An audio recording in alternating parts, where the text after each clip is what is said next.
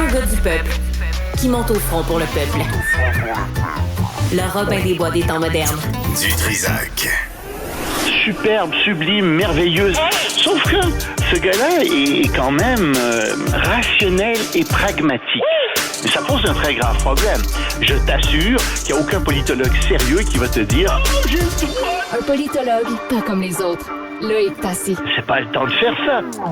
Loïc Tassé, bonjour.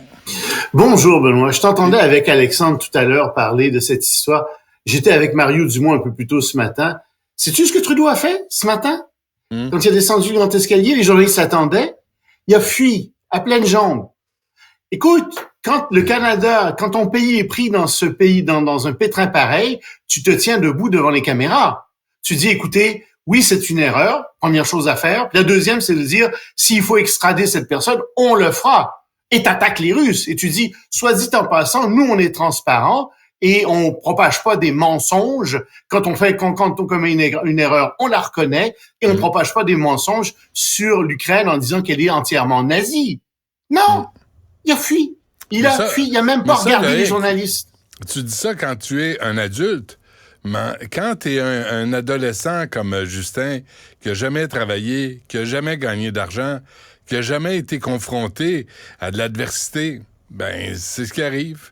On l'a adulé, on l'a idolâtré, puis quand vient le temps d'agir en homme, en adulte, ben il fuit. Je suis pas étonné. Pire que ça, il y a même pas les connaissances requises pour expliquer ce que je viens de t'expliquer là. Oui. Puis, mais c'est tu sais, bon, il y a aucun sens de l'international. Ben non. Il y a aucun sens de l'international. On l'a vu avec l'Inde, on l'a vu avec plein d'autres dossiers. Il y a aucun sens de ça. Alors, oui, le Canada a un problème en ce moment. Le premier ministre devrait sortir puis dire, mettre la hache là-dedans immédiatement. Il le fait pas. Alors, ça va lui faire perdre des points, encore, dans les sondages. Il paraît qu'Emmanuel Macron a une nouvelle politique environnementale. Ah oui, on voulait en parler hier. C'est une belle politique environnementale à part ça, parce que il a décidé que dès 2027, on parle du 1er janvier 2027, il y aurait plus de production d'électricité au charbon en France. Et il a dit, écoutez, nous, ça va bien, nos coupures d'émissions de CO2, ça va tellement bien que je vais accélérer ça. On est à 60% d'émissions par rapport à ce qu'on était avant. D'ici 2030, je vous garantis qu'on va tomber à 40%. Puis il a dit plus que ça. On va faire des véhicules électriques. On va en faire 1 million. C'est vrai qu'il y a la compétition chinoise qui rentre à pleine porte, que les autos chinoises, on en parlait, sont bonnes et sont bon marché, la moitié du prix des autos européennes, mais je te garantis qu'en disant ça, il s'est dit on va imposer des barrières tarifaires aux autos chinoises. Mais bon, 1 million d'autos qui vont être produites en France désormais. Plus que ça, il dit ça prend des RER, ça prend des lignes de transport pour les villes, pour les petites villes. On va créer des lignes de transport RER à travers toutes les agglomérations importantes en France pour que les gens n'aient plus besoin de prendre l'auto. Puis pour le chauffage, ben on va prendre des échangeurs d'air chaud, comme il dit, on va faire ça pour empêcher les gens d'utiliser trop d'électricité, puis on va même subventionner l'électricité. Donc c'est des belles mesures, ça va dans le bon sens, et c'était ça la bonne nouvelle dont je voulais te parler hier, mais tu m'as bêtement. Mais cette électricité, elle est produite par des centrales nucléaires? Ben elle est produite par des centrales nucléaires en très grande partie en France, mais c'est mieux que le charbon. Je veux bien. Puis elle est produite aussi par un peu d'énergie verte, au solaire, et puis l'éolien aussi. C'est sûr que le nucléaire, c'est transitoire. Le nucléaire en France, malheureusement, pour la transition, ils n'ont pas le choix. Ouais. Ils n'ont pas le choix de s'en... Oui. Mais au Québec, nous, on n'en a pas besoin. On n'a vraiment pas besoin du nucléaire au Québec. Ça coûte super cher, le nucléaire. Plus cher à long terme que les barrages, faut se souvenir de ça. Parce qu'on dit, ouais, sur 20 ans, sur 5... Oui, mais après 50 ans, faut que tu refasses complètement ta centrale nucléaire. Ton barrage, t'as pas besoin de le refaire complètement. Alors, puis t'as pas de déchets. Très, très cher. T'as pas de déchets, il n'y a pas de danger, etc. Oui. Remarque qu'il y a des nouvelles types de centrales nucléaires qui sont un peu moins dangereuses que les autres, mais ça, c'est un autre problème, mais c'est pas la filière qui est en Amérique du Nord. Trump, coupable d'avoir surestimé sa fortune. Forbes disait que la fortune de Donald Trump valait au moins 2,5 milliards de dollars. Ben, le juge à New York, qui enquêtait sur la fortune de Trump, a dit non, sa fortune est surestimée. peut-être de 2 milliards de dollars. Donc, il serait même pas milliardaire. Il serait millionnaire. C'est bien, remarque. Mais des exemples, il y en a à pleine porte. Il dit, regardez, son appartement, son penthouse à New York, il prétend là-dedans qu'il y a 30 000 pieds carrés. Non! Il y a 10 000 pieds carrés. Ça vaut 3 fois moins que ce qu'il disait. Il prétendait que ça valait plus de 300 millions de dollars. Non, ça vaut 100 millions de dollars. Mais la palme, ça revient à Mar-a-Lago. Ouais. Il dit, Trump a dit que ça valait plus de 600 millions de dollars? Non. Nos experts disent que ça vaut tout au plus 29 millions de dollars. Alors, Trump gonfle énormément la valeur de ses avoirs pour aller à la banque, puis dire à la banque, hey, regardez, voyez ce que je vaux, prêtez-moi de l'argent. Je pourrais vous rembourser en cas de pépin. Et donc, il fait des gros emprunts à la banque. Et d'un autre côté, quand vient le temps de payer des impôts, il vend ses propriétés, puis il dit, ma propriété qui valait, je sais pas, moi, qui valait 100 millions, finalement, je l'ai vendue à 30 millions, grosse perte, hein, donc je pourrais pas payer d'impôts là-dessus, puis etc. Ben oui, mais écoute, là, et on l'a pris là-dessus, le juge a dit, vous êtes coupable de fraude, et il demande 250 millions de dollars en amende à Donald Trump pour ça. Ça va lui faire très mal. Tu sais ce qui va arriver? Non, je sais pas ce qui va arriver. J'aimerais ça le savoir, mais tu sembles le savoir, alors j'aimerais que tu m'en informes. Mais je suis persuadé, il va augmenter dans les sondages.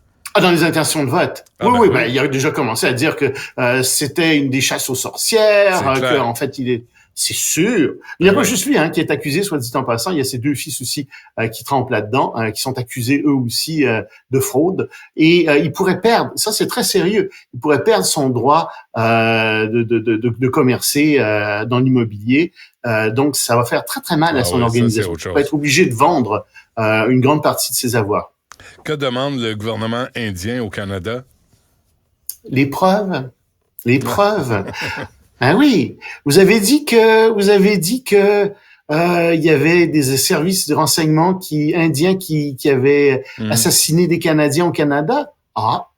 Nous on croit pas qu'on a demandé ça. On veut vos preuves. Sortez-les. Puis c'est ce que je te disais ces derniers jours. C'est où sont les preuves? Sortez au moins un début de preuve. Ah oui, les 5 yeux ont dit que ils avaient vu ça. Enfin, les partenaires du Canada en renseignement ont dit oui, on a vu les preuves. Oui, ok. Montrez-nous un début de preuve, quelque chose. Parce que sinon, c'est de la médisance, c'est de la diffamation. Tu peux pas sortir ça comme ça. Et le gouvernement indien, là-dessus, joue très, très bien. Il dit, nous, on est prêt à avoir les preuves. S'il y a un problème, peut-être qu'il y a un problème avec nos services de renseignement, on aimerait ça le voir. Heureusement, remarque que la tempête se calme en Inde. Ce qui est bon pour le Canada, c'est moins dans l'opinion publique, c'est pas un peu passé, c'est un peu derrière. Et le Canada a eu l'air fou encore une fois. Ouais, Justin Trudeau.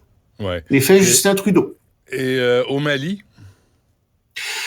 Au Mali, ça va pas bien. J'en parlais vendredi dernier avec la personne qui te remplaçait. Au Mali, tu sais que les Français sont partis à cause, entre autres, de la propagande russe, etc., et puis de l'agitation du groupe Wagner, etc., et à Tombouctou, qui est encore une fois la capitale, qui est une ancienne capitale du royaume du Mali du XIVe siècle, qui était un grand centre universitaire où il y a des bibliothèques avec des livres rares. Tombouctou a été attaqué au mortier. Et plus que ça, maintenant la ville de Tombouctou est encerclée. Il y a un blocus autour de Tombouctou. Les habitants souffrent de ça. Et les djihadistes sont aux portes de Tombouctou, la population peut plus tenir. Et que dit le gouvernement militaire de Bamako, les putschistes? Ah non, il n'y a pas de blocus. On voit pas de blocus. Un blocus où ça? Ben oui, l'aéroport est absolument complètement a été bombardé. Sur l'eau, il y a le fleuve Niger qui passe à côté de Tombouctou. C'est plus possible de passer là. Les djihadistes attaquent les bateaux qui se rendent à Tombouctou. Puis par la route, c'est impossible de s'y rendre aussi. Alors, je te demande bien comment les provisions peuvent arriver à Tombouctou. Elles n'arrivent plus. La population commence à souffrir de la faim. Et ils vont être obligés d'ouvrir les portes de la ville aux djihadistes. Ce qui est une tragédie, parce que comme je le disais vendredi, la première chose que les djihadistes vont faire, c'est de brûler les livres, c'est de brûler les bibliothèques. D'autant plus qu'ils savent que la dernière fois, on a caché ces livres-là, alors ils vont aller les chercher, ils vont s'arranger pour les avoir. Et donc, tu as des trésors de l'humanité qui vont disparaître parce que les fondamentalistes musulmans, Ils veulent pas qu'il y ait de compétition au Coran d'aucune sorte, donc ils brûlent les livres. Je pensais que c'était pour produire de la chaleur, de l'électricité, de l'énergie.